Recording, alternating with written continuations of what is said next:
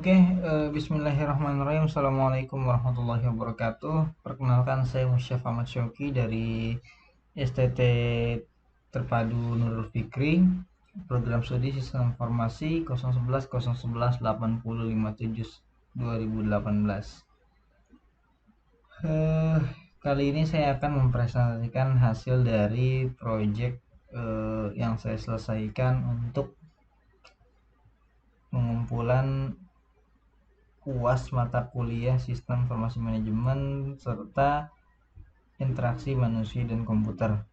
Langsung saja, aplikasi yang saya coba buat bernama adalah Syariah. Syariah ini merupakan suatu aplikasi pembiayaan keuangan digital yang diperuntukkan bagi siapa saja yang membutuhkan pembiayaan secara online, bertujuan untuk memberikan pembiayaan konsumtif kepada setiap penggunanya agar dapat selalu terpenuhi keinginan serta kebutuhan hidupnya sehari-hari. Aplikasi ini dibangun berdasarkan sistem pengelolaan berbasis syariah, menjamin pelaksanaannya dengan akad murabahah yang disepakati oleh kedua belah pihak, sehingga memiliki standarisasi pengelolaan yang sesuai tata hukum muamalah yang berlaku dalam Islam. Dengan hadirnya aplikasi ini, kami harap mampu menjadi suatu solusi bagi umat Islam, pada khususnya sebagai platform pembiayaan pilihan tanpa harus kembali terlibat dengan berbagai praktik riba yang biasanya berlaku pada setiap model pembiayaan konvensional. Adapun 3 pembahasan yang akan saya sampaikan: pertama sistem request, kedua sistem analisis dokumen, yang terakhir sistem desain dokumen. Mulai dari sistem request, pertama, nama sistem informasi yang saya gunakan ya tadi seperti yang saya sampaikan adalah Syariah, diambil dari kata adil dalam bahasa Arab, adalah dalam bahasa Arab yang berarti adil. Adapun deskripsi yang menggunakan aplikasi ini dapat digunakan di seluruh Indonesia sebagai aplikasi pembiayaan keuangan digital berbasis syariah, mampu memberikan pembiayaan konsumtif kepada debitur untuk memenuhi kebutuhan kesehariannya. Terdapat 5 pelaku yang terlibat dalam proses bisnis aplikasi ini, diantaranya pertama debitur, merchant, otoritas keuangan, platform pembayaran, dan juga finance. Masuk ke bisnis need, pada dasarnya perbedaan prinsip antara syariah dan konvensional itu terlihat jelas pada ada dan tiada praktik riba dalamnya. Tentu riba merupakan salah satu praktik yang diharamkan dalam Islam. Tiadanya keterlibatan riba hari ini merupakan suatu keunggulan spesial yang dimiliki oleh model pembiayaan syariah daripada konvensional saat ini. Model pembiayaan syariah memiliki beberapa keunggulan lainnya, seperti halnya sistem kekeluargaan, yang mana mereka menggunakan antara pihak model pembiayaan dan debitur sama-sama bertanggung jawab atas kemungkinan risiko yang akan timbul di kemudian hari. Akadnya jelas, diketahui oleh kedua belah pihak, dan tentunya disepakati oleh keduanya. Nah, adapun business requirement yang kita angkat untuk awal-awal ini ada 17 poin. Di antaranya beberapa poin berlaku bagi aktor aktif dan sisanya oleh aktor pasif yang dia tidak terlihat langsung perannya di tampilan aplikasi. Untuk debitur dapat melakukan 7 proses, mulai pendaftaran, masuk ke aplikasi, bertransaksi, mengajukan limit, mengajukan pembiayaan, dari transaksi dengan merchant, lalu melakukan pembayaran tagihan, keluar dari aplikasi. Untuk merchant dapat melakukan 2 proses, mengirimkan tagihan serta mengirimkan bukti pembayaran.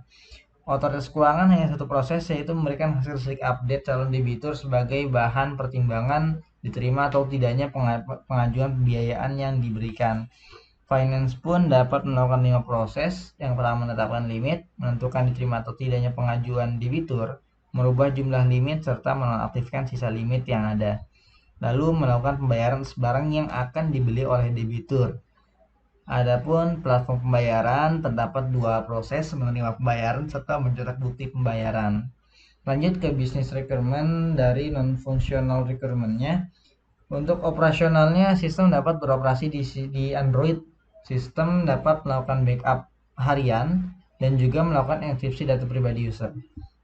Untuk security-nya, fiksasi limit yang diberikan baru akan tersedia setelah adanya proses verifikasi data pendukung milik si debitur. Adapun untuk performance-nya, Sistem ini kita rancangkan untuk dapat menyelesaikan setiap proses maksimal dalam 3 detik. Sistem dapat menampung total hingga 10 juta debitur dan 1 juta mitra merchant. Untuk political and cultural environment-nya, untuk melindungi data pribadi debitur, sistem mengacu kepada pasal 26 UU ITE. Nah, terkait business value yang diangkat, untuk poin intangible-nya itu ada 4. Yang pertama, kepuasan pengguna adalah syariah. Kita harapkan dapat meningkat karena kepastian aman dan terbebas dari ancaman dan bahaya yang ditimbulkan oleh riba. Yang kedua, tentu secara efektif dan efisien. Hal ini dapat melakukan pembiayaan konsumtif secara online dimanapun tanpa perlu membawa kartu fisik seperti kartu kredit yang sekarang ada. Yang ketiga, meninggikan nilai baik Islam, tentu dalam konsep transaksi syariah tanpa riba kepada masyarakat luas. Yang terakhir, pengenalan citra adalah syariah sebagai pelopor pembiayaan konsumtif digital pertama di Indonesia yang berbasiskan syariah. Untuk poin tangible-nya ada 4 juga. Yang pertama, debitur dapat mengajukan pembiayaan limit hingga 30 juta. Yang kedua, untuk variasi tenor cicilannya 12 bulan.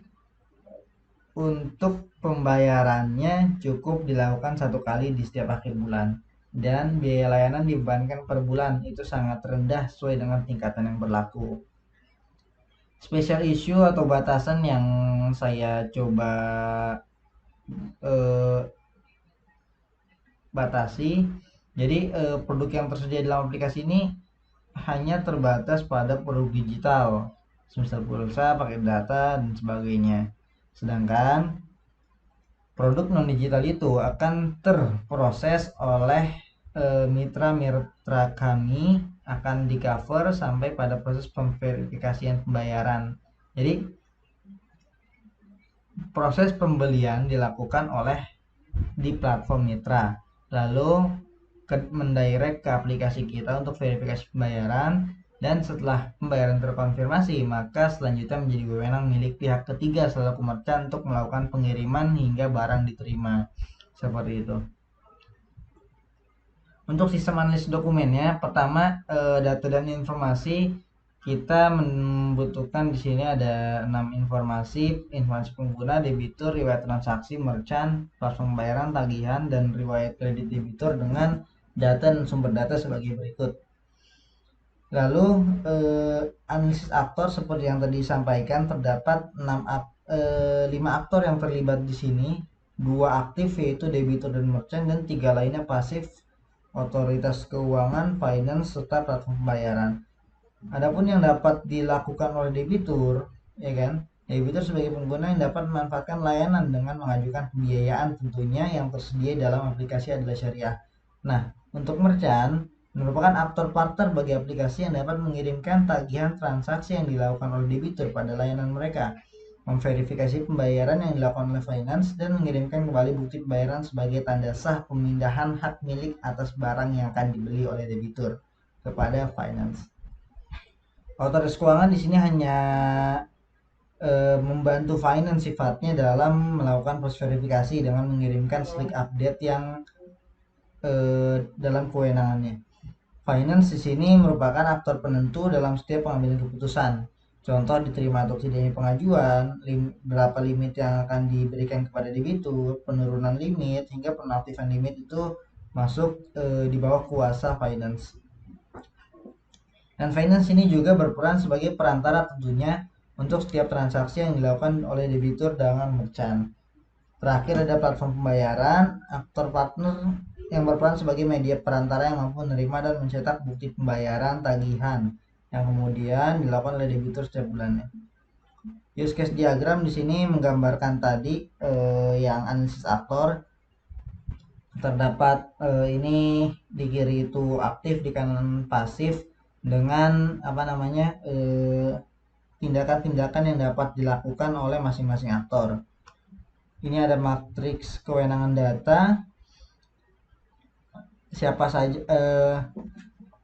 apa saja sih dari informasi-informasi tersebut, apa saja yang dilakukan dari informasi tersebut oleh masing-masing aktor. Di sini ada create, upload, delete. Jadi karena memang nggak semuanya mendapatkan hak akses yang sama. Untuk activity diagram sebenarnya ada 5 poin utama yang diangkat. Di sini activity terkait bagaimana cara pengajuan pembiayaan. Pengguna pertama tentu harus registrasi dengan masuk ke halaman registrasi oleh sistem. Pengguna akan diarahkan menuju halaman profil. Dari profil, pengguna diminta untuk verifikasi akun, verifikasi data, hingga mengajukan limit pembiayaan. Nah, nanti di sini ketika menampilkan, jadi kan tampil variasi besaran pembiayaannya tuh. Si pengguna ini dapat memilih besaran pembiayaan yang diinginkan, lalu sistem menampilkan syarat dan ketentuan. Pengguna diminta untuk menyepakati, lalu sistem memberikan tampilan akad kesepakatan dan terjadilah kesepakatan di antara keduanya. Nanti sistem akan mengecek apakah sebelum terjadi kesepakatan, sistem akan mengecek apakah besaran pengajuan sudah sesuai dengan standar-standar serta perhitungan terkait, seperti misalnya penyesuaian dengan jumlah gaji yang dimiliki, seperti itu. Nanti ketika diproses, maka finance menyepakati akad dan dia dapat menerima limit pembiayaan untuk melakukan transaksi pembiayaan di merchant-merchant yang ada. Untuk transaksi dalam aplikasi, simpelnya pengguna ini ya karena harus login di awal, terus masuk ke menu tengah yaitu melihat e-product, mencari produk yang akan dibeli. Nanti apakah sudah sesuai? Jika iya, diminta untuk mengisi informasi yang dibutuhkan. Sistem akan menampilkan halaman isian data-data yang dibutuhkan, memproses checkout, lalu konfirmasi pembelian. Ketika debitur ini konfirmasi pembelian, maka terutama dengan pembelian dengan metode pembiayaan, itu finance akan finance akan bayarkan terlebih dahulu, yang kemudian akan dipindah tangankan hak kepemilikan itu kepada si pengguna. Jadi sistemnya seperti itu. Ini activity diagram buat transaksi dengan merchant. Tentu setelah si pengguna ini mendapatkan barang yang diinginkannya, dia memproses checkout sehingga ditampilkanlah halaman pembayaran oleh pihak ketiga.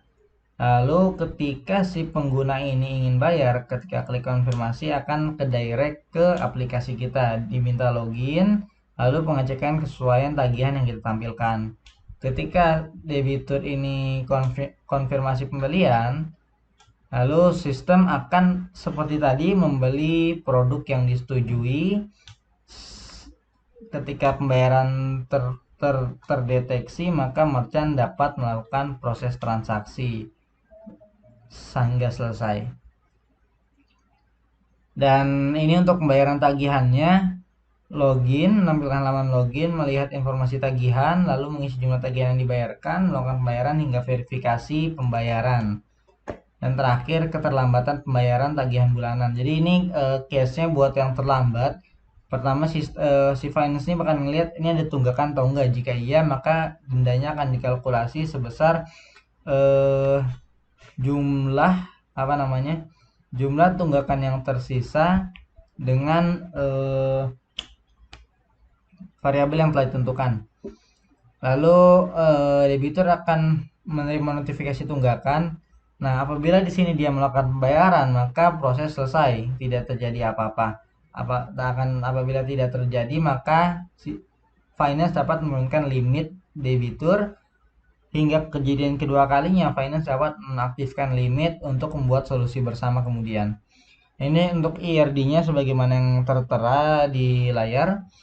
Untuk user story ini sebenarnya lebih menggambarkan perilaku-perilaku yang dilakukan oleh aktor-aktor yang 17 proses di atas sebelumnya. Nah, masuk ke sistem desain dokumen. Untuk tampilan working prototype ini dapat dilihat di link berikut ataupun dengan akses melalui link di bit.ly prototype adalah. Video tutorialnya dapat diakses di bit.ly demo adalah. Dan mungkin sekian perjumpaan di presentasi kali ini. Terima kasih, kurang lebih mohon maaf dari saya. Wabillahi taufiq wal hidayah. Wassalamualaikum warahmatullahi wabarakatuh.